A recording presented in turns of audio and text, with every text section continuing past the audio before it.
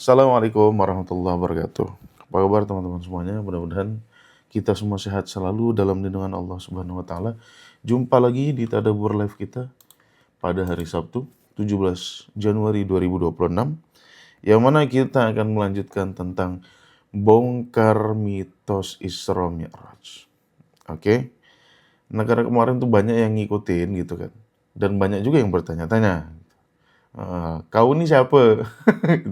Bahas-bahas bongkar Isra Mi'raj, bongkar mitos Isra Mi'raj. Udah tahu yang disampaikan khotib tuh itu, yang disampaikan ustadz-ustadz tuh itu. Kenapa kau bilang mitos? Banyak nanya ke saya, bahkan ada juga beberapa yang DM ke saya gitu. Kau ini pesantren di mana gitu? Lulusan apa kau? Pesantren apa enggak? Baca kitab kuning apa enggak? Saya bukan cuma baca kitab kuning, nulis buku kuning. Karena buku saya warnanya kuning, metode praktis tadabbur Al-Quran tuh. Ya, warnanya kuning juga. Jadi nggak cuma baca, nulis buku kuning. Oke, ya mungkin ada yang belum kenal gitu ya. Nama saya Ahmad Syarif. Lulusan pesantren kah? Iya. Sampai bosan dari pesantren. 12 tahun saya di pesantren. Ya. Salah satu pesantren di Jawa Timur. Terkenal, pesantren besar. Gitu. Cari aja. Tapi bukan yang tradisional, yang modern gitu. Oke. Lulusan mana lagi? Lulusan S1 perbandingan agama. Lulusan mana lagi? S2 perbandingan agama. Di mana? Di Pakistan. Apalagi pengalamannya? Pernah ngajar di Malaysia juga. Sekarang apa kegiatannya? Ya ngajar di TikTok. Oke. Seperti itu. Jadi itu background pendidikan. Sebetulnya nggak terlalu penting. Udah, simak aja apa yang saya sampaikan. Oke teman-teman, kemarin kita sudah bahas tentang 7 poin Isra Mi'raj ya. Saya sudah menyebutkan tentang 7 poin mitos Isra Mi'raj. Oh iya, mitos Isra Mi'raj ini yang saya maksud bukan peristiwa Isra Mi'rajnya sebagai mitos, ya, bukan. Akan tetapi mitos-mitos yang menyelubungi ya peristiwa Isra Mi'raj ini. Loh emang ada? Ya ada gitu. Kita sampai di bahkan ketika peristiwa Isra Mi'raj, ketika peringatan Isra Mi'raj, yang paling banyak dibahas mitos-mitosnya gitu. Kalau perjalanan Nabi dari Masjidil Haram ke Masjidil Aqsa, ya kenapa diperjalankan, kenapa ke Masjidil Aqsa, pasti jarang dibahas, jarang. Ada yang pernah dengar nggak kenapa dari Masjidil Haram ke Masjidil Aqsa? Ada nggak? Coba jawab di kolom komentar. Di kajian kemarin, kajian subuh kajian khutbah Jumat ada ustadz menjelaskan nggak kenapa dari Masjidil Haram ke Masjidil Aqsa gitu? Ada nggak? Coba jawab di kolom komentar. Jawab. Ada nggak yang jelaskan kenapa Masjidil Aqsa? Why? Gitu. Nah, belum tahu. Ada yang pernah dengar nggak kenapa? Why? Kenapa Masjidil Aqsa gitu loh? Kenapa nggak ke Steve Jack? Kiblat sebelum Ka'bah. Iya, kenapa kiblat sebelum Ka'bah yang dibahas gitu? Ya, saya yakin jarang ada ustadz-ustadz yang menjelaskan. Yang dijelaskan ustadz-ustadz tuh ya biasanya sampai Masjidil Aqsa, Nabi ditawarin minum, ya, susu atau arak, susu atau apa namanya, ya alkohol lah, gitu. Minuman beralkohol lah. Yang nawarin siapa? Siapa yang nawarin minum? Siapa yang nawarin minum Nabi itu antara susu sama arak gitu. Ya pokoknya ada lah. Jibril. Jibril. Bayangin aja. Emang Jibril pun kena fitnah. Masa dia nawarin Nabi, Muhammad, kau mau arak atau mau susu? Ya. Sekedar itu aja loh peristiwa Isra Mi'raj bagi umat Islam tuh. Nabi itu menerima perintah sholat. Sekedar itu aja gitu. Ya. Padahal maksud dan tujuan Allah memperjalankan itu kan untuk memperlihatkan kepada Nabi Muhammad tanda-tanda kami gitu. Ya. Malah fitnah Jibril, fitnah Nabi, fitnah 124.000 Nabi hidup lagi, fitnah Nabi sholat, fitnah Nabi tawar-menawar rakaat sholat. Jadi isinya cuma fitnah-fitnah aja. Cuma mitos-mitos aja gitu. Penjelasan tentang Isra Mi'raj. Euforianya berlebihan. Gitu ya.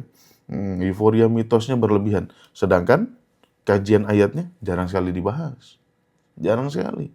Subhana, ya. Seperti yang saya bahas tuh contohnya. Ada nggak? Coba teman-teman jawab di kolom komentar. Ada nggak yang menjelaskan ya peristiwa Isra melalui pendekatan semantik ayatnya seperti yang saya jelaskan kemarin-kemarin? Ada nggak? Coba jawab di kolom komentar. Pernah dengar nggak? Subhan artinya apa? Akses live dihapus. Nah, pindah.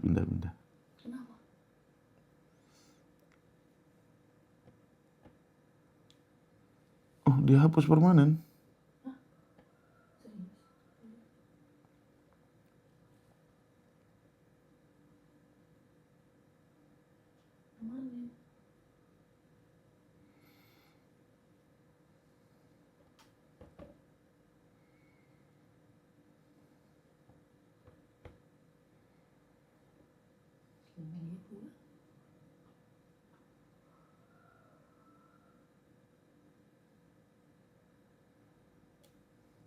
Di ini aja lah, di Tadabbur Institute aja. Cuman nggak pakai apa, nggak pakai ini. Kasih tahu yang pindah ke Tadabbur Institute.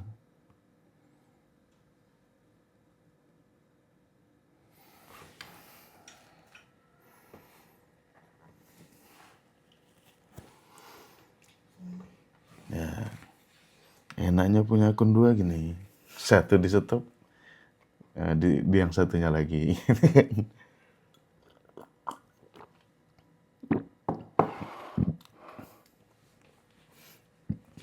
Pak Edi udah gabung. Pak Edi kasih tahu Pak Edi yang di grup teman-teman Pak Edi. Enaknya punya 2 akun gini. Satu diberhentikan, berpaling ke yang satunya. Cuman akun aja yang banyak tuh, istri jangan.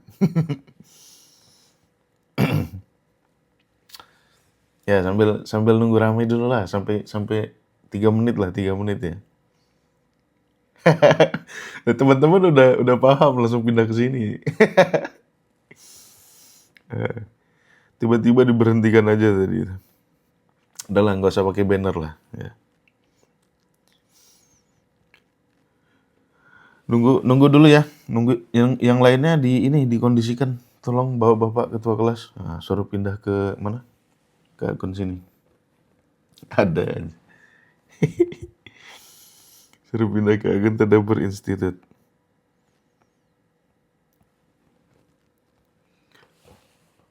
Sabotase nggak tahu. Yang penting berhenti aja gitu. Cuman kita nggak usah ambil pusing lah. Diberhentikan satu, pindah ke yang lain. Kayaknya ada sabotase gitu.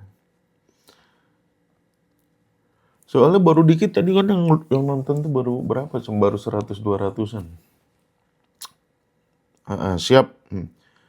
Kasih tahu yang di Tadabbur Institute ya. Bismillah, nggak usah mikir jauh-jauh. Maksudnya gimana nggak usah mikir jauh-jauh? Pikiran tuh jauh-jauhnya Bu, kalau bisa. Bertindak yang dekat-dekat aja gitu. Think globally, makanya ada istilah itu, think globally, act locally. Berpikir yang jauh. Kalau bertindak lokal aja. Oke. Sip, kita mulai ya.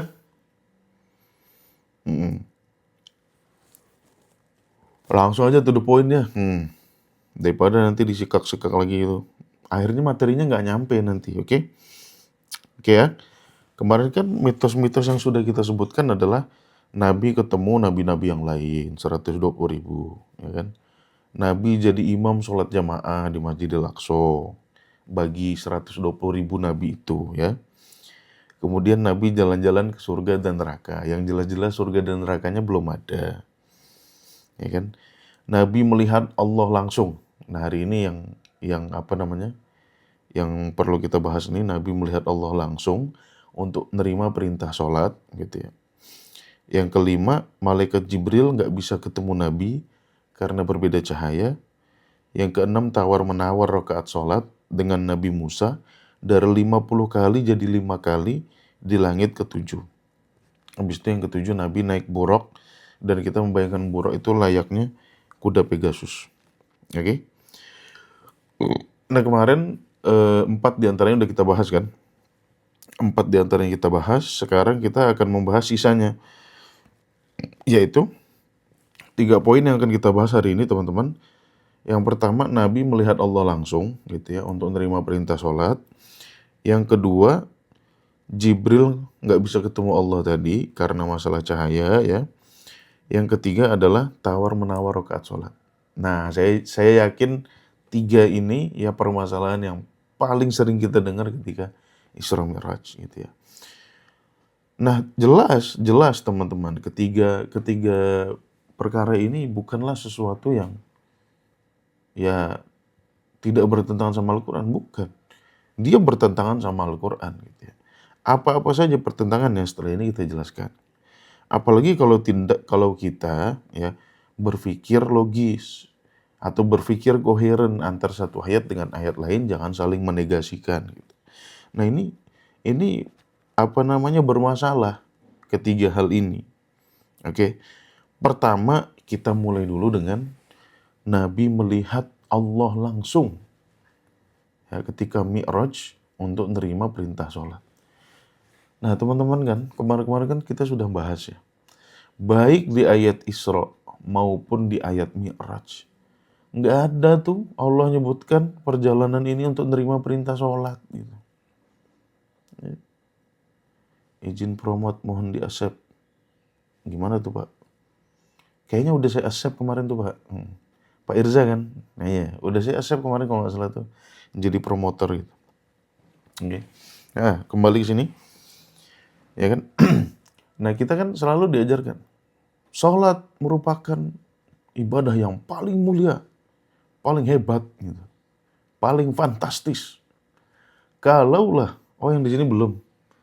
Nah, gimana tuh cara accept-nya tuh, Pak? Pokoknya atur aja lah. Soalnya saya lagi fokus nih. Kalau lagi nggak fokus bisa aja, oke? Ya kan? Kembali ke sholat tadi, ya kan? Kemarin subuh atau kemarin sholat Jumat ya, teman-teman pasti dengar tuh dari khotib-khotib ya, dari ustadz-ustadz. Sholat merupakan perintah yang agung, ya, yang luar biasa. Kalau perintah ibadah lain katanya diturunkan di bumi. Kalau sholat khusus perkara sholat katanya, Allah tidak memerintahkan dengan wahyu di bumi. Akan tetapi Rasulullah diundang langsung ke Sidratul Muntaha. Nah, otak kita tuh Sidratul Muntaha kita menganggap Sidratul Muntaha layaknya kayangan, di mana disitulah Allah tinggal gitu ya, bersama para malaikatnya. Nah, ini kan kacau.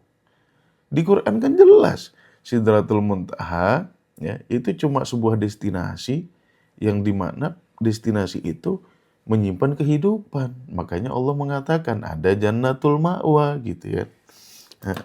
Indaha Jannatul Ma'wa. Jadi redaksi-redaksi Al-Quran itu sudah jelas menjelaskan bagaimana Sidratul Muntaha ya. Apa itu Jannatul Ma'wa sudah jelas. Lagi kita aja nih ngarang-ngarang nih, suka-suka nih. Ya.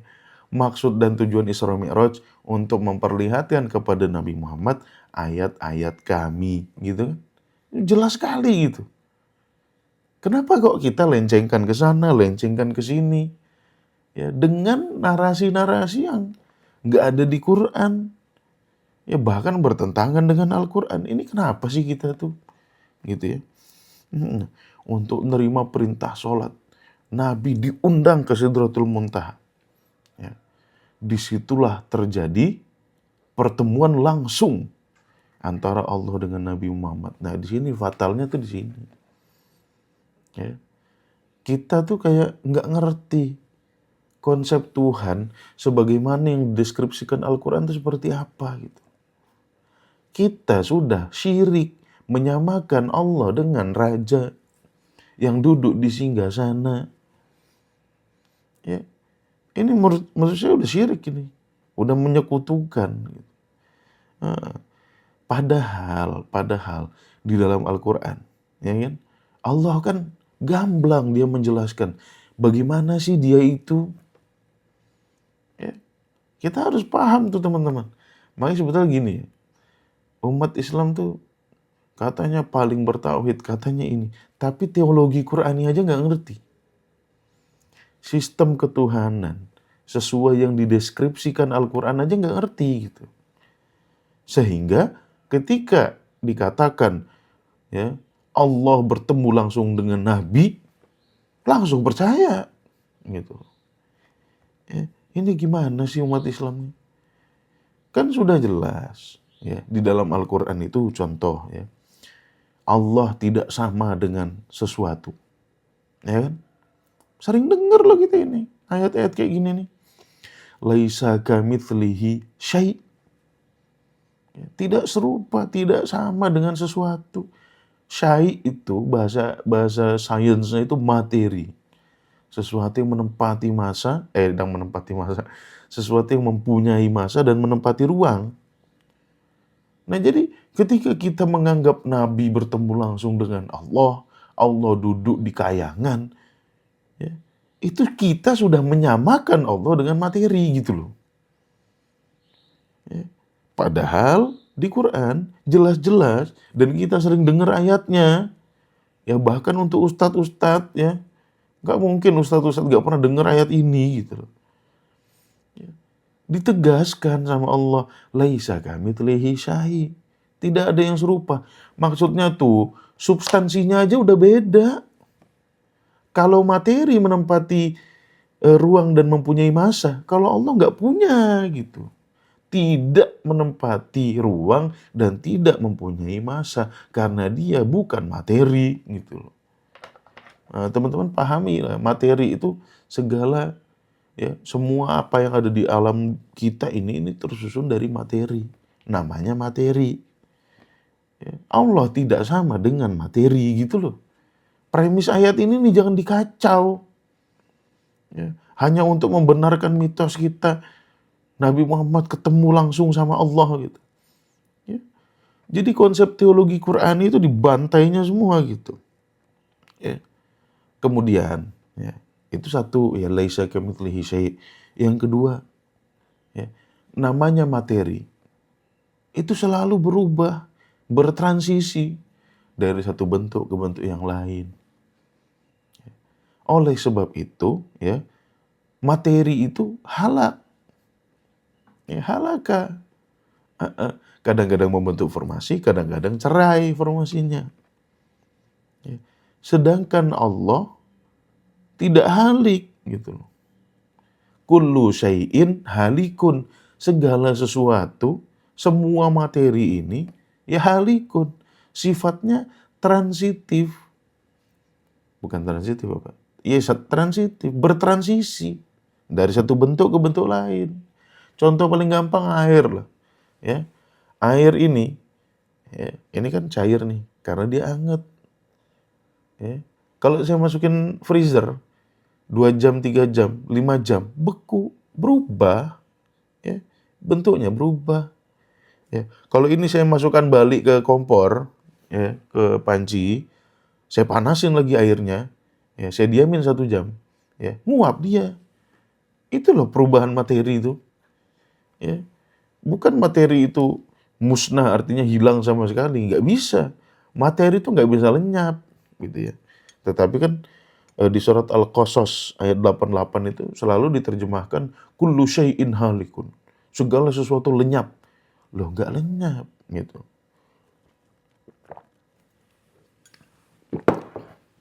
Segala sesuatu binasa. Nggak ada materi bisa binasa. Materi itu kekal, gitu. Ya, dia hanya bisa bertransisi. Transisi itu bahasa Arabnya apa? Halaka gitu.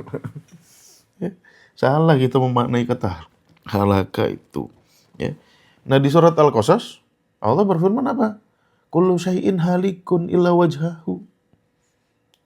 Segala sesuatu ya, berubah bentuk dari satu bentuk ke bentuk yang lain kecuali wajahnya Allah. Ya. Perumpamaan ya wajah Allah tuh jangan kita maknai oh Allah punya wajah kayak gini. Ya enggak. Emang pernah lihat mukanya Allah kayak gimana? Fa aina ma tuwallu fatamma wajhullah. Kemanapun kalian menghadap, kalian akan melihat wajah Allah. Emang pernah lihat mukanya Allah? Ya kan? Jadi antropomorfisme seperti wajah Allah, tangan Allah, ya, itu tidak dapat kita maknai layaknya Allah ini tersusun dari materi gitu. Nggak bisa, karena imateri. Ya. Wajah, ini wajah nih. Wajah itu fungsinya apa sih? Fungsinya ekspresi. Gitu. Ya. Kita tahu orang itu sedih, gembira, ya, merana, ya, ngamuk, itu dari muka. Muka itu punya fungsi ekspresi. Ya. Fungsi itu jelas ada dalam Allah. Ya. Allah ekspresif. Salah satu bentuk ekspresinya Allah apa? Ya Al-Quran. Ya alam semesta. Ya kan? Allah tuh suka kestabilan. Allah tuh suka keseimbangan. Makanya apa yang kita lihat di alam semesta itu ya stabil, seimbang. Ya minimal sampai hari ini. Walaupun sifat-sifat dasar materi nggak bisa dielakkan. Dia pada masanya akan entropi gitu. Nah, ya. Nah itulah wajah Allah. Bukan artinya wajah Allah itu artinya Allah punya muka kayak kita. Ya. Nah ekspresi Allah tidak berubah. Ekspresi kita berubah. Nah, kalau kita sudah meninggoy nanti, ya nggak punya lagi ekspresi, gitu loh.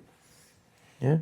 Di surat Ar-Rahman juga Allah mengatakan, wa yabqa wajhu rabbika dzul jalali wal ikram.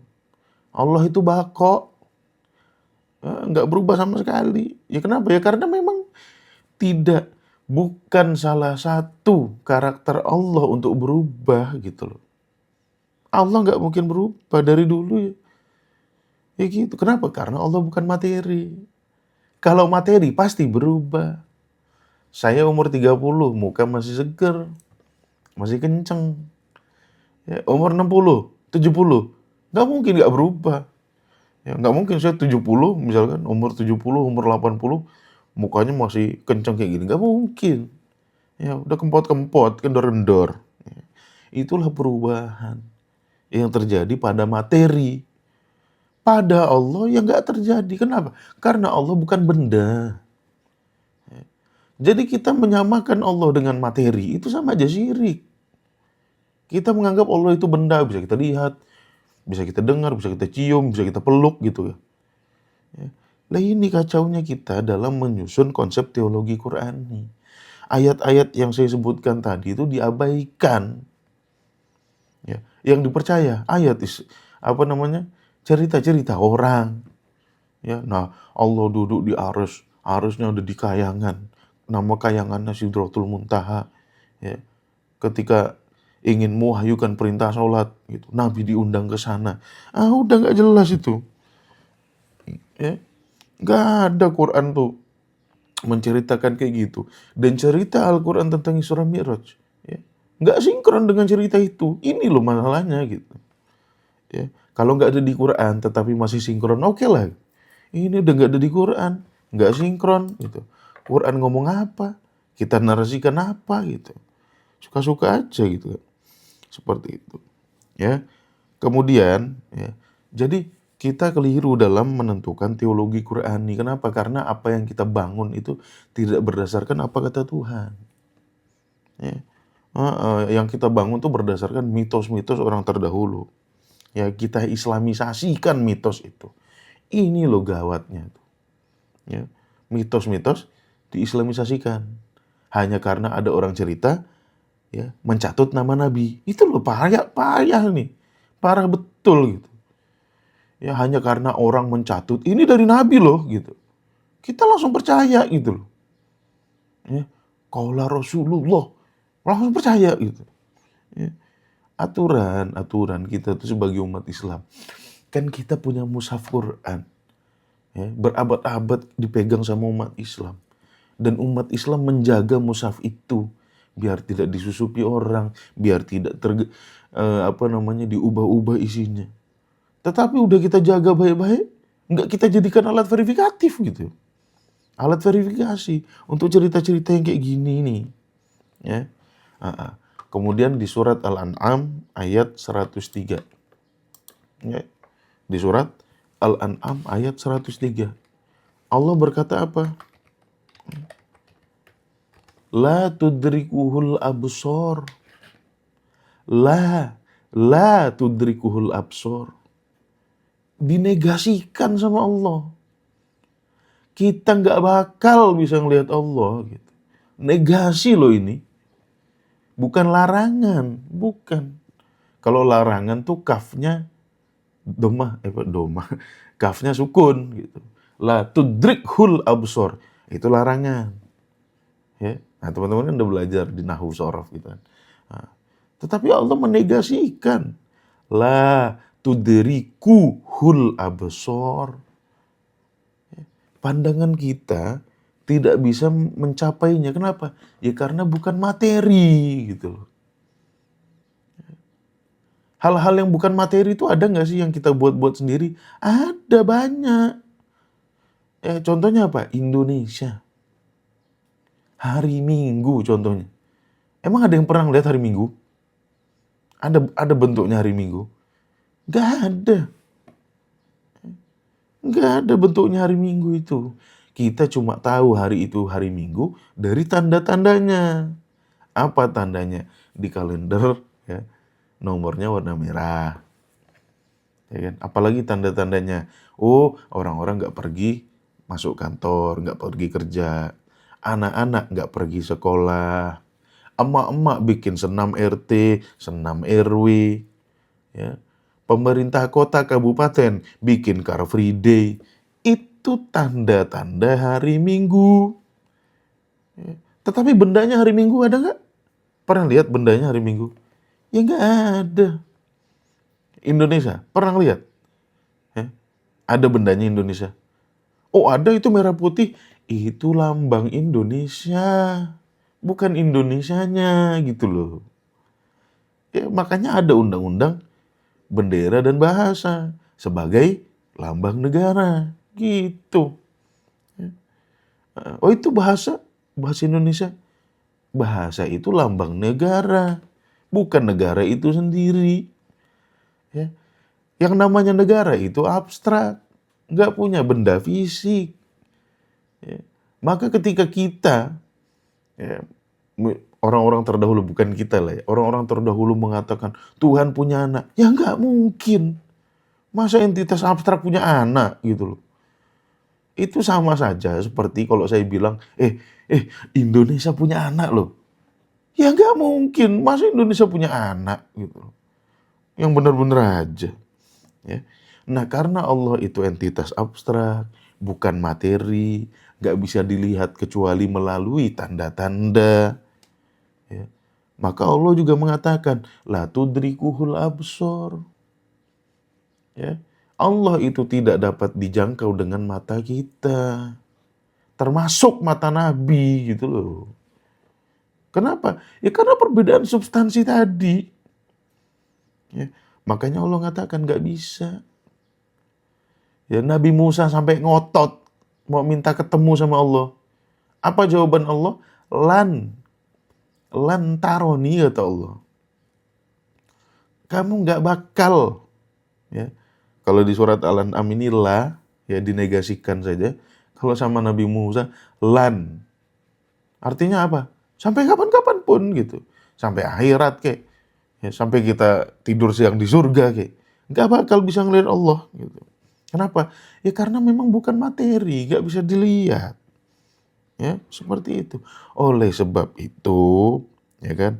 Oleh sebab itu, ya, Allah selalu berinteraksi dengan kita melalui tanda-tanda. Sanurihim ayatina fil afaq. Kami akan tampakkan tanda-tanda kami. Tanda-tanda. Ya. Firman Allah, Al-Quran, itu kan tanda-tanda isinya. Ayat-ayat. Ya. Kenapa Allah berinteraksi dengan tanda? Ya karena gak punya substansi. Gak punya fisiknya. Makanya berinteraksi dengan tanda. Ya, utusan yang datang kepada manusia. Kalau nggak malaikat, dari kalangan manusia itu sendiri. Ya itu. Ya udah koheren sama Al-Quran tuh. Satu ayat udah koheren dengan ayat-ayat yang lain. Ya, kita kacau dengan narasi Allah ketemu Nabi Muhammad gitu loh. Ini loh kacaunya kita tuh, ya. Ya itu ya, la tudrikuhul absor, ngomong kepada Nabi Musa lantaroni. Udah gitu ketika Nabi Muhammad ketemu sama Allah, ngobrol Allah sama Nabi Muhammad secara langsung. Bahkan yang dikatakan redaksi obrolannya, kita baca terus setiap sholat tuh. Ya kan? Jadi teman-teman kalau baca tahiyat akhir tuh, ya kan? Apa tuh redaksinya? Assalamualaikum ayuhan nabiyyu warahmatullahi wabarakatuh. Itu redaksi, ya redaksi kita dalam sholat itu diambil dari situ. Jadi ceritanya tuh Nabi ketika masuk, ya Allah mengucapkan salam. Assalamualaikum ayuhan nabi warahmatullahi wabarakatuh. Kenapa Allah nggak bilang warahmati aja ya? Karena kan dia yang ngomong. Ya, tapi oke lah itu ya. Assalamualaikum ayuhan nabi warahmatullahi wabarakatuh. Nah Nabi menjawab assalamu alaina. Karena Nabi nggak mungkin bilang waalaikumsalam. Ya, nggak mungkin Nabi bilang waalaikumsalam ya Allah. Atau waalaikumsalam ya Allah. Ya nggak mungkin. Ya itu logika internal gitu. Logika internal aja gitu. Assalamu alaina wa ala ibadillahi sholihin. Gitu. Jadi redaksi itu tuh diambil dari potongan-potongan mitos itu gitu. Ya seperti itu. Nah sekarang mekanisme kalamullah, mekanisme bagaimana Allah ngajak ngomong ya manusia, itu kan sebetulnya sudah dijelaskan sama Allah. Di surat apa? Asy-Syura ayat 51. Ya. Boleh teman-teman buka Quran lah, rame-rame lah. Biar paham. Biar bisa membuktikan langsung saya ini ngarang apa enggak gitu. Ya di surat Asy-Syura ayat 51. Ya. Surat Asy-Syura ayat 51. Apa Allah berfirman di situ? Maka nali basyarin wa maka nali basyarin. Nggak mungkin ada basyar. Nabi itu basyar bukan sih? Ya. Kemarin ada yang DM saya. Kamu menyamakan Nabi Muhammad ya dengan orang-orang pada umumnya. Loh bukan saya yang ngomong. Buka tuh Quranmu surat Al-Kahfi ayat 110 gitu. Kok dibilangnya saya yang ngomong gitu? Itu kan Quran yang ngomong. Kul, Nabi itu disuruh ngomong sama orang-orang. Kul, katakan. Innama ana basyar mislukum. Aku ini cuma manusia biasa sama kayak kamu. Ya. Saya udah ngomong sampai emosi. Nggak emosi sih. Saya sudah ngomong sampai semangat kayak gini. Ya. Udah saya tunjukkan ayatnya di surat Al-Kahfi ayat 110.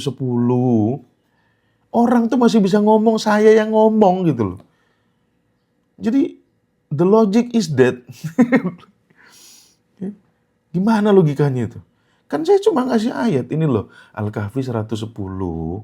Allah tuh berfirman, ya kul, katakan, Muhammad kau bilang sama orang-orang tuh, ana basyar mislukum. Aku cuma manusia biasa sama kayak kalian.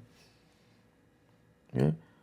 Jadi Nabi Muhammad termasuk dalam surat Asy-Syura ayat 51 ini. Wa ma kana li basyarin an yukallimahullah. Gak mungkin ada basyar diajak ngomong sama Allah ya, kecuali dengan 3 mekanisme ini. Ya, dijelaskan sama Allah.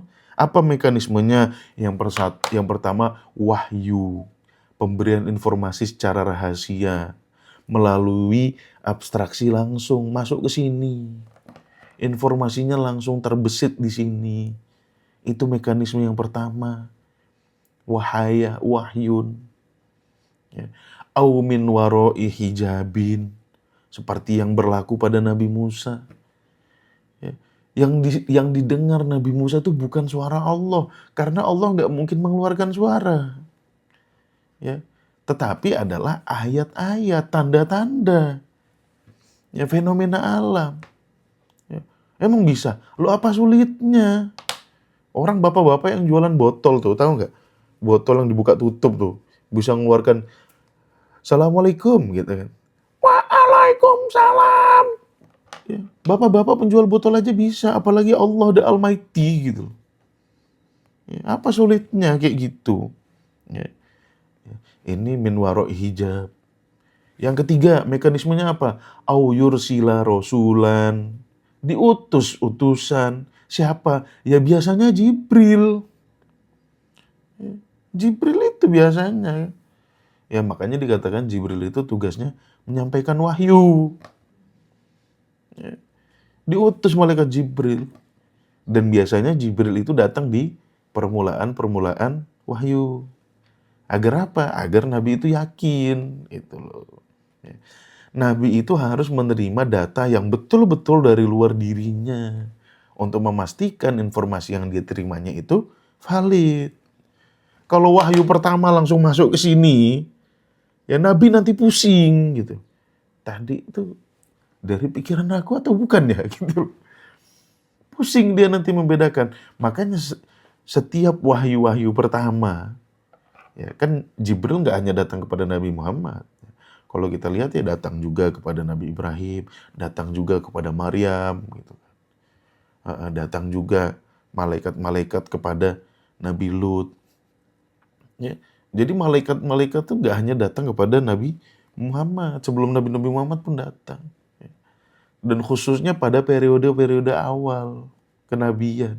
Agar apa? Agar nabi-nabi itu yakin, pasti bahwasannya yang dia dengar, yang dia lihat itu bukan berasal dari hasil pemikirannya. Itu dari eksternal. Sama ketika Nabi Muhammad di Gua Hira datang Jibril. Ya. Agar Nabi Muhammad bisa membedakan, oh iya, yang aku terima ini wahyu. Betul-betul dari luar pemikiran aku.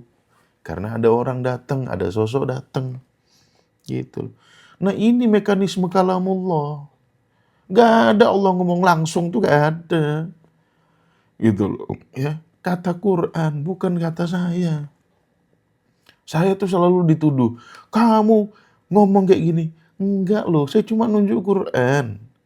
Ya, Nabi itu bashar seperti manusia lainnya. Nunjuk, saya tunjuk tuh surat Al-Kahfi 110. Nggak tahu lah kalau Quran antum nih beda. Gitu loh. Oh bisa aja Allah ngomong langsung sama manusia. Tuh, saya tunjukin surat Asy-Syura ayat 51. Ini kata Tuhan, bukan kata saya. Mekanisme kalamullah tuh lihat tuh. Oh bisa saja Allah dilihat oleh manusia. Saya kasih surat Al-An'am 103 tadi. Ini kata Tuhan ya, bukan kata saya. La tudrikuhul absor gitu ya. Hah? Jadi argumen-argumen Quran ini kita tolak gitu loh. Antum gak baca tafsirnya. Emang apa namanya? Innama ana basyarun itu mau ditafsirkan apa? Kan udah jelas itu. Nggak perlu tafsir yang jelimet. Ya. Anak SD, anak SMP di Arab pun paham redaksi itu maksudnya apa gitu. Kul innama ana basyarun mislukum. Aku basyar mislun seperti kum kalian. Nggak perlu tafsir ini. Ya. Dari redaksi aja kita langsung paham maknanya apa gitu. Ya. Terus saya dikotakan, antum nggak baca tafsir. Lah terus mau ditafsirkan beda. Mau ditafsirkan berlawanan sama ayatnya. Sing waras aja lah gitu ya. Tafsir. Kapan sih Allah pakai kata-kata tafsir itu? Kita yo bolak-balik tafsir. Ya.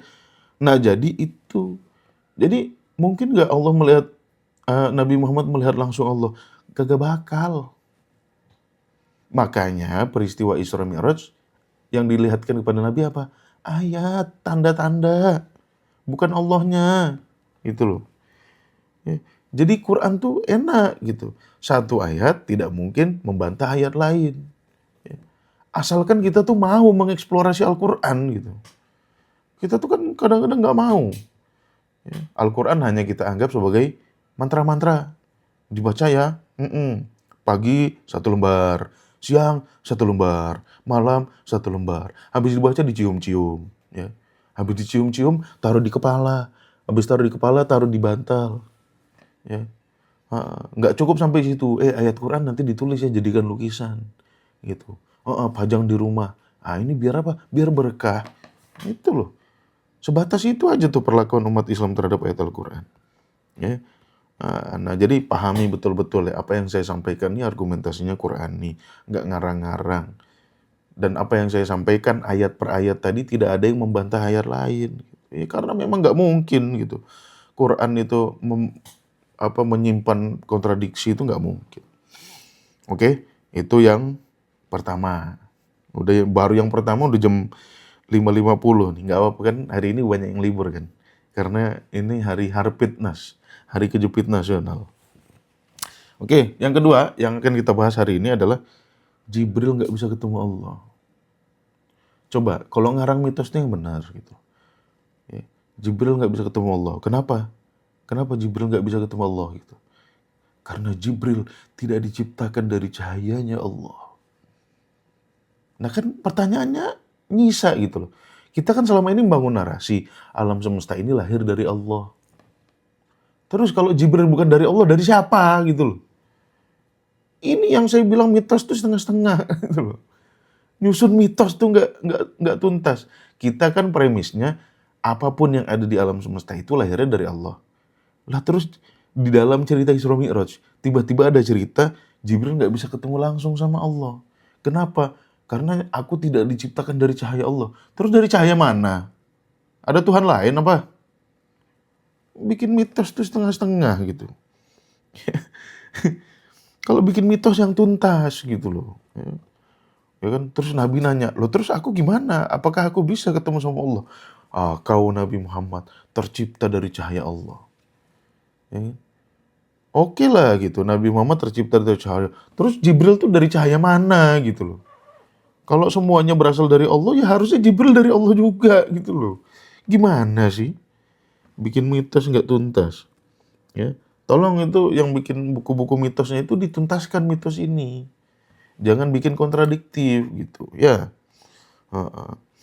ya kan?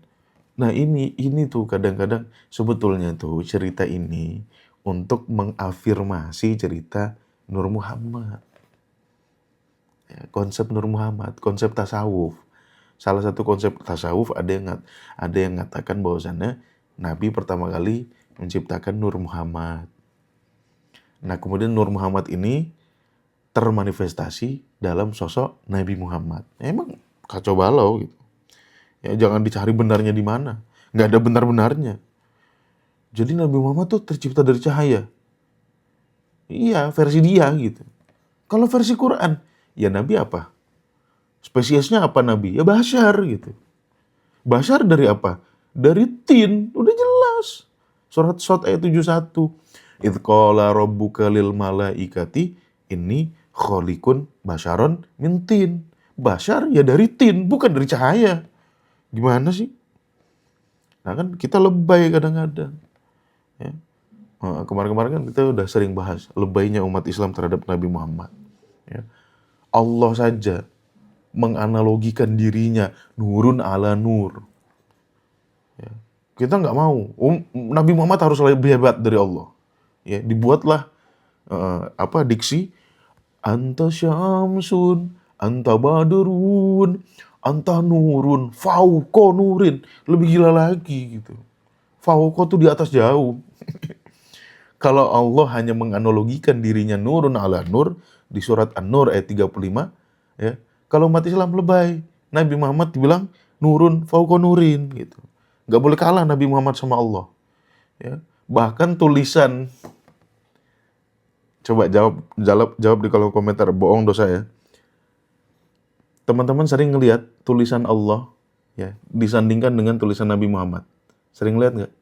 Bohong sih kalau nggak pernah lihat. Jawab di kolom komentar. Sering lihat nggak tulisan Allah disandingkan dengan tulisan Nabi Muhammad? Sering nggak? Jawab, ayo jawab. Selalu ada yang jawab selalu. Jawab, sering nggak?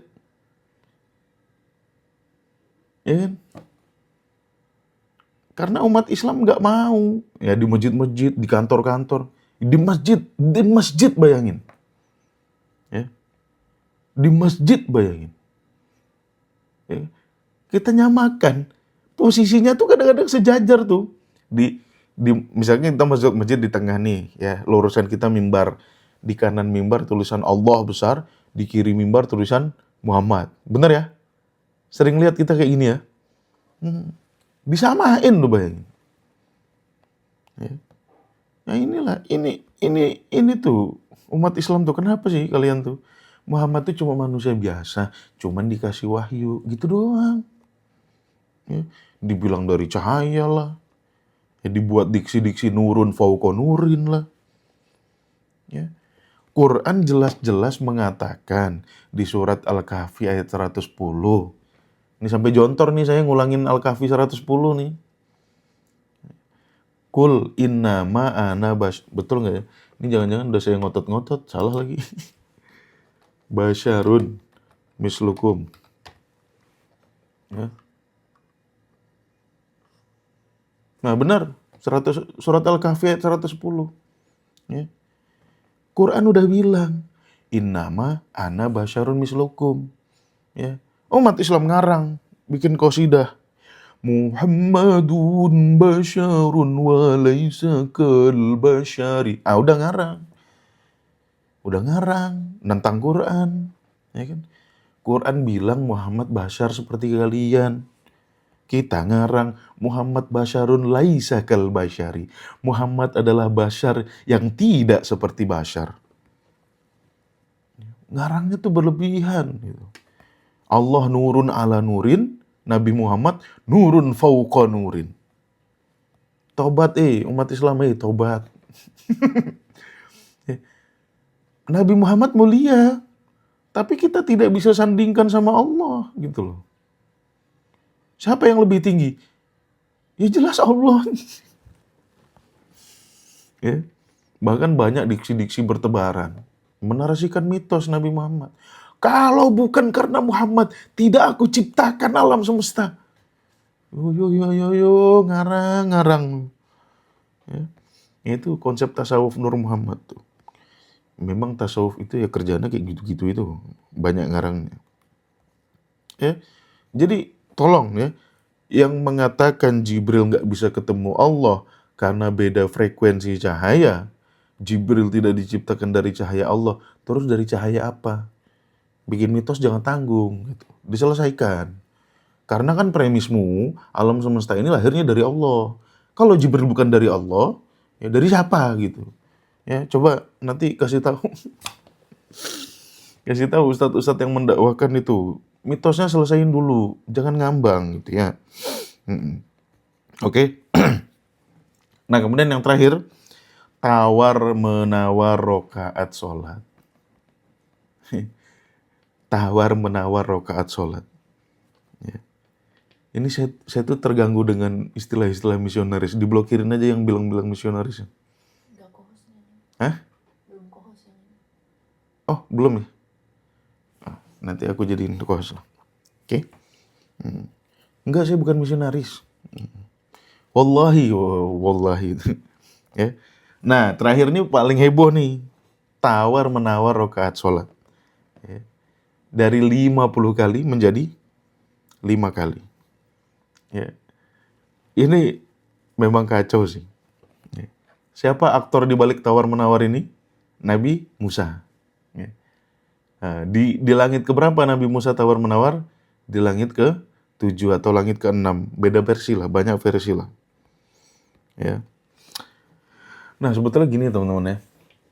Inilah pentingnya Allah nyuruh kita untuk mikir, untuk tunduk sama Al-Quran. Ya.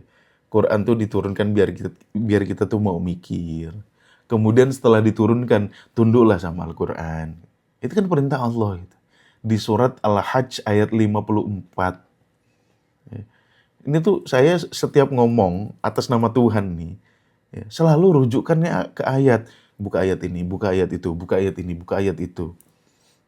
Buka surat Al-Hajj ayat 54. وَلْيَعْلَمَ الَّذِينَ utul ilma annahul haq mir rabbika. Hei orang-orang yang diberikan ilmu, ya, orang-orang yang punya ilmu, ketahui Al-Quran itu hak. Sesuatu yang kebenarannya absolut dari Tuhanmu. Fayu'minu bihi, berimanlah kau pada Al-Quran. Fatukhbitalahu kulubuhum, kalbu engkau, pemikiran engkau tunduk sama Quran. Perintah Tuhan, bukan saya ngarang. Ya.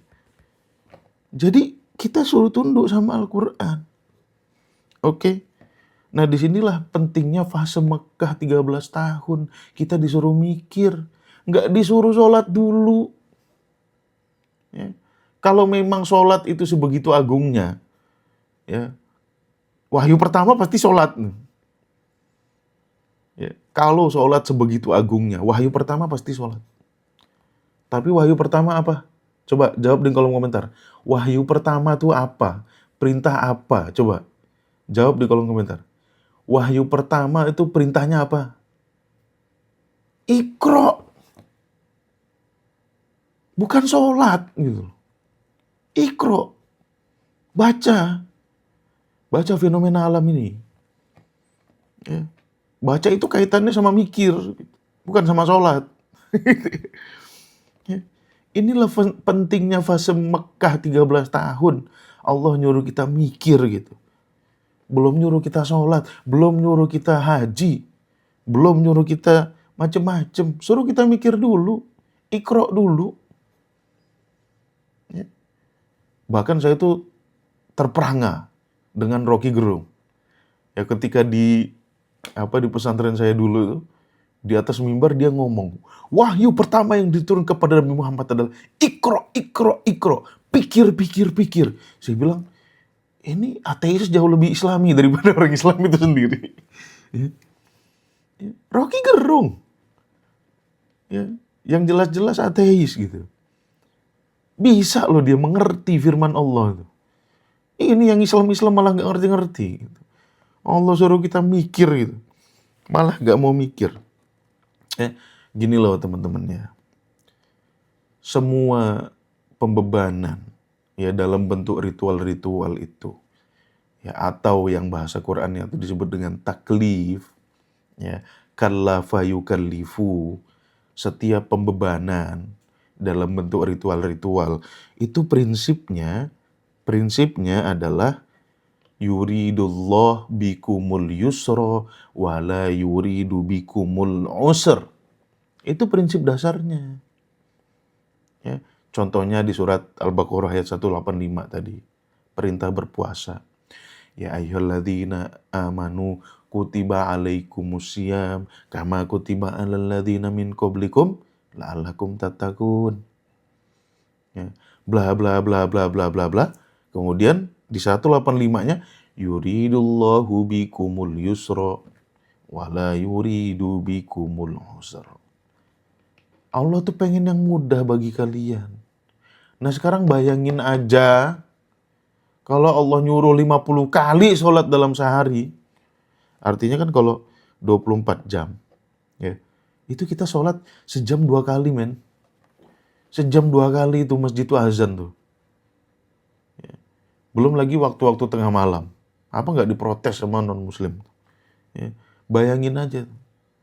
Oh nggak apa-apa katanya. Kan wa ma khalaqtul jinna wal insa illa liya'buduni katanya. Hanya untuk nyembah Allah. Ya sembah itu kan terjemahan lo gitu. Kata abadah itu artinya mematuhi. Bukan nyembah-nyembah kayak nyembah-nyembah berhala. Ya kan? Jadi prinsip dasar taklif ya itu Allah menginginkan kemudahan. Ya, dari perintah awalnya ya begitu. Sholat tuh nggak pernah diperintahkan 50 kali, nggak pernah ngarang itu. Kalau 50 kali, betapa repotnya Pak hari-hari kita Pak. Setengah jam sekali, apa yang? Azan. Bayangin aja. Dalam 24 jam, ya kalau kita bagi 24 jam kan, 50 kali sholat. Setengah jam sekali kita azan. Apa nggak teler tuh marbot masjid tuh? Ya, Mas Wahyu teler lah itu. Di masjidnya teler deh. Kalau harus azan sehari 50 kali. Ya. Kalau yang cewek sih masih enak di rumah. Tapi nggak bisa nyaman juga dia setengah jam sekali sholat, setengah jam sekali sholat. Ini tuh fitnah Tuhan. Ya. Seakan-akan Tuhan tuh sudah gila apa, nyuruh kita sholat 50 kali. Ya. Terus direvisi sama utusannya. Ini kan kisah terlalu konyol ini tuh. Ya. Makanya Allah bilang la yukallifullahu nafsan illa wus'aha. Allah tuh tidak pernah memberikan taklif yang tidak sesuai dengan kelapangan kita. Ya bayangin aja kalau disuruh 50 kali dalam sehari, ada kelapangan gak kita? Habis sholat Jumat aja nih, habis sholat Jumat yang udah jelas tuh ayatnya tuh. Apa Allah katakan? Fa'idha kudiyatis sholat, kalau sholat sudah dilaksanakan, ya, apa? Surah apa? Surah apa sama Allah? Setelah sholat, surah apa? Coba jawab di kolom komentar. Fa'idha kudiyatis sholat, surah apa sama Allah? Jawab, surat Al-Jumu'ah. Kalau sudah selesai sholat, surah apa? Fantashiru fil ardi, bertebaran kau di muka bumi. Kalau 50 kali sholat, bisa nggak kita bertebaran di bumi itu? Kita mencari fadilah, kita mencari rezeki, kita bekerja. Gimana bekerjanya gitu? Dan kita menuduh Allah memberikan pembebanan 50 kali sholat dalam sehari. Ini kan bertentangan sekali dengan Al-Quran. Bertentangan dengan prinsip-prinsip taklif. Ya, tadi yuridullah bikumul yusra wala yuridu bikumul usra. Di surat Al-Maidah ada juga ma yuridullah liyaj'ala 'alaikum min harajin. Allah tuh nggak pengen menyulitkan kalian. La yukallifullahu nafsan illa wus'aha. Ya. Kalau kita banyak duit, harta kita banyak, zakat. Ketentuannya berapa? Berapa persen zakat ketentuannya? Zakat mal contohnya. Ketentuannya berapa persen? Zakat mal. Berapa persen? Jawab di kolom komentar. Zakat mal berapa persen? 2,5. 2,5. Ya. Ringan sekali. Nggak ada setengahnya gitu loh. Harta kita yang 100% tuh, ya, cuma 2,5. Allah nyuruh kita zakat. Itu pun zakat. Ada nisabnya. Ada batas minimumnya. Batas minimumnya berapa? Besar sekali. Ya. Zakat minimum emas berapa? 80 gram. Kalau 80 gram sekarang berapa ya? Banyak lah. Pokoknya banyak lah. Kalau 1 gram 2 juta. 240 juta. Enggak lah. Kalau 1 gram 2 juta berarti 160 juta. 3 juta ya sekarang. 3 juta. 160 juta. Kita diwajibkan zakat sama Allah.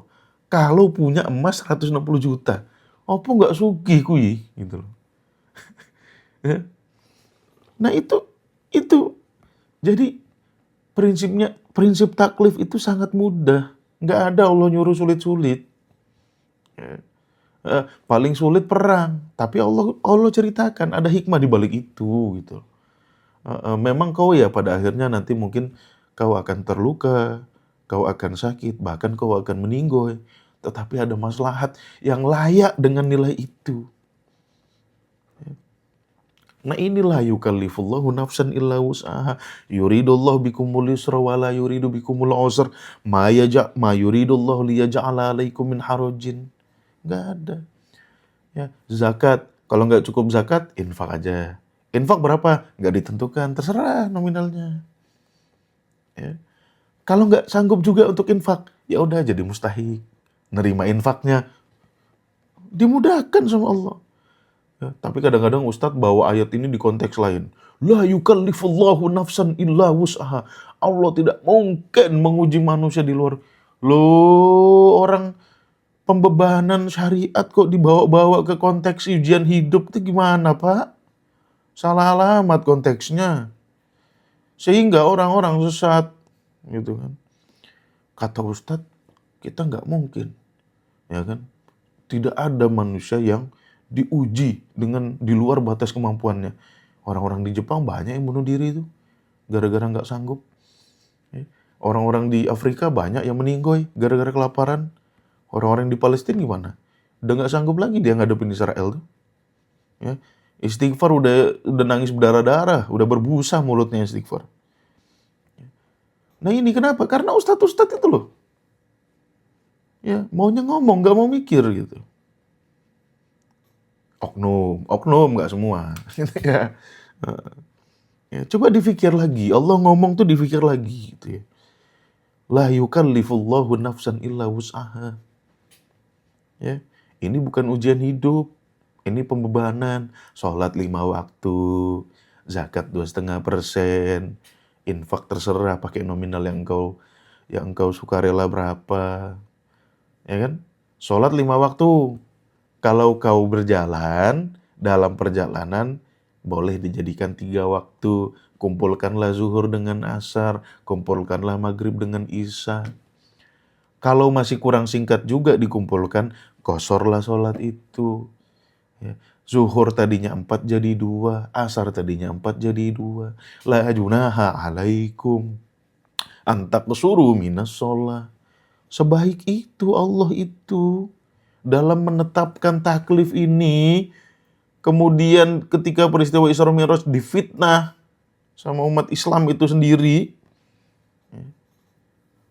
50 kali dalam sehari. Itu kan sama aja fitnah Tuhan. Sama aja kita mengatakan Tuhan gak konsisten dengan perkataannya dalam Al-Quran.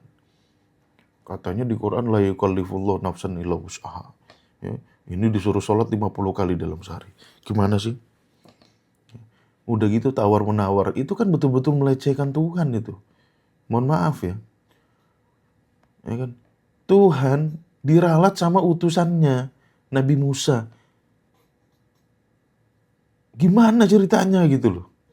Dan kita percaya ketika didengarkan cerita-cerita kayak gitu tuh. Ya. Udah bertentangan sama Al-Quran. Nggak ada di Quran, bertentangan sama Al-Quran. Dan kita percaya. Dengan berbagai alasan, ya, ada orang-orang nggak terima tuh di kolom komentar tuh, pasti dia akan mencari berbagai alasan. Lu nggak baca tafsir ya? Lu nggak baca kitab kuning ya? Capek loh, ditunjukin Quran tuh nolak terus gitu. Ya. Nanti anakmu jadi ateis jangan ngamuk ya. Kenapa? Karena nggak mau dia percaya dengan omonganmu. Ya. Omonganmu terlalu banyak mitos. Ya, seperti itu. Jadi itu prinsip taklif. Allah tidak mungkin membebankan kita di luar batas kemampuan kita. Bahkan Allah cenderung mempermudah. Ya, permudah. Ya. Jadi sebetulnya sholat itu ya turunnya di bumi-bumi aja. Bahkan Jibril kalau kita lihat gitu kan dalam hadis pengimaman Jibril turun sini ngajarin Nabi sholat. Ya. Katanya turunnya 2 hari. Di hari pertama Jibril ngasih tahu ini awal waktunya ya gitu. Di hari kedua Jibril ngasih tahu ini akhir waktunya ya. Makanya di Quran juga ada firman Allah mengatakan inna sholata kanat 'alal mu'minin kitaban mauquta. Sholat itu waktu-waktunya sudah diatur. Ya, siapa yang ngajarin? Jibril datang sendiri ya kepada Nabi. Turunnya di bumi bukan di sono. Apa? Di perjalanan Isra itu hanya untuk menampakkan ayat. Linuriyahu min ayatina. Ya. Dan tidak ada ya, tawar-menawar rakaat sholat. Allah ya, diralat sama utusan Nabi Musa. Ya, bahkan bolak-baliknya berkali-kali. Ya, berkali-kali bolak-baliknya sampai jadi 5 rakaat. Ya, itu terlalu konyol. Jangan kita terima itu, terlalu konyol. Ya mudah-mudahan kedepannya umat Islam lebih sadar lagi apa yang kita sampaikan itu sebetulnya mendiskreditkan Tuhan. Justru bertentangan sama Al-Quran. Ini loh yang saya pengen sadar dari umat Islam tuh. Ya. Banyak akidah kita tuh yang bertentangan sama Al-Quran. Mendiskreditkan Tuhan. Terlalu melebih-lebihkan utusannya. Ya. Kontrasi dengan apa yang terjadi pada Nabi Nuh. Kalau Nabi Nuh ngaku Nabi dilecehkan umatnya, karena umatnya nggak percaya dia utusan Tuhan, ya. Begitu Nabi Muhammad, ya, bukan hanya dipercaya sebagai utusan, bahkan bisa melampaui Tuhannya. Ya. Berlebihan memang. Jadi, ya nasibnya kan gitu tuh. Kalau kita lihat kan faktanya memang gitu kan. Nabi Nuh ngaku Tuhan, ngaku Nabi, ya, nggak dipercaya sama kaumnya. Nabi Isa ngaku Nabi, malah dijadikan Tuhan. Ya, itu kan udah memang berlebihan manusia. Ya. Nah, umat Islam jangan berlebihan sama Nabi Muhammad, biasa aja. Ya. Berlebihanlah sama Allah, dan itu layak karena Allah tuh punya supremasi. Ya. Berlebihanlah sama Al-Quran. Ya. Maksudnya berlebihan tuh dalam kita berpegangan itu kita harus betul-betul kuat memegangnya gitu. Ya, karena Allah punya supremasi, karena Al-Quran punya supremasi. Ya. Oke, itu pembahasan kita pagi hari ini. Jadi, alhamdulillah, tuntas ya, saya menjelaskan 7 mitos tentang Isra Mi'raj. Ya, saya coba rangkum dari awal lagi ya. Nabi ketemu nabi-nabi lain yang jumlahnya 120.000. Ya, Nabi menjadi imam sholat jamaah bagi 120.000 nabi tadi. Nabi jalan-jalan ke surga dan neraka. Nabi melihat Allah langsung untuk menerima perintah sholat. Ya, malaikat Jibril nggak bisa ketemu Allah karena beda cahaya. Kalau Nabi Muhammad dibuat dari cahaya Allah. Yang keenam, tawar-menawar rakaat sholat dengan Nabi Musa. Ya, dari 50 kali jadi 5 kali di langit ketujuh. Konon bolak-baliknya tuh sampai 9 kali. Kemudian yang ketujuh, Nabi naik Pegasus bersayap. Itu semua mitos. Ya, bertentangan dengan Al-Quran. Siapapun yang menyampaikan, jangan percaya. Walaupun dia bawa-bawa nama Nabi, jangan percaya. Walaupun dia bawa-bawa qala Rasulullah, jangan dipercaya. Oke?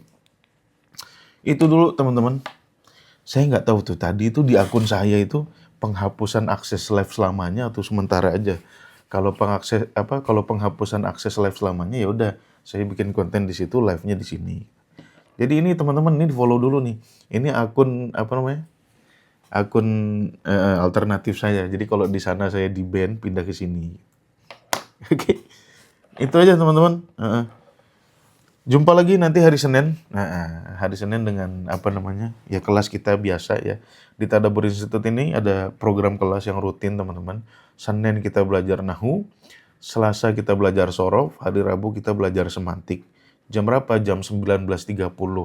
Jadi Senin sampai Rabu tuh aktivitasnya ba'da Isya, ya 19.30. Sedangkan Kamis sampai Sabtu, ya itu aktivitasnya ba'da subuh, jam 5 pagi. Sampai jam berapa ya? Kira-kira sampai jam 6, sampai jam 6 lebih gitu. Stay tune aja. Jadi teman-teman yang ingin mendapatkan ya pendidikan bahasa Arab yang terstruktur, sistematis, ya itu silakan ikut yang dari Senin sampai Rabu. Ya di akun ini 19.30 waktu Indonesia Barat. Nah, kalau teman-teman ingin mendengar kajian Qur'ani, ya itu Kamis sampai Sabtu jam 5 pagi sampai jam 6. Itu aja teman-teman informasinya. Mudah-mudahan dapat kita pahami. Sekali lagi ya, la ikraha fiddin. Saya pun sadar betul apa yang saya ucapkan ini mungkin sulit sekali diterima umat Islam, makanya tidak ada paksaan. Ya, tetapi ya itulah apa yang disampaikan oleh Al-Quran. Ya, argumen-argumen yang saya bicarakan tadi semuanya bersumber dari Al-Quran, bukan dari pendapat pribadi saya. Oke, itu aja teman-teman. Silakan teman-teman renungkan. Ya, kalau belum bisa diterima, ya coba pikirkan aja lah, renungkan aja dulu. Ya, apa yang kita yakini selama itu ternyata ada yang salah, bukan ada yang salah lagi, banyak yang salah, dan kita perlu perbaiki. Oke, wabillahi taufik wal hidayah. Assalamualaikum warahmatullahi wabarakatuh.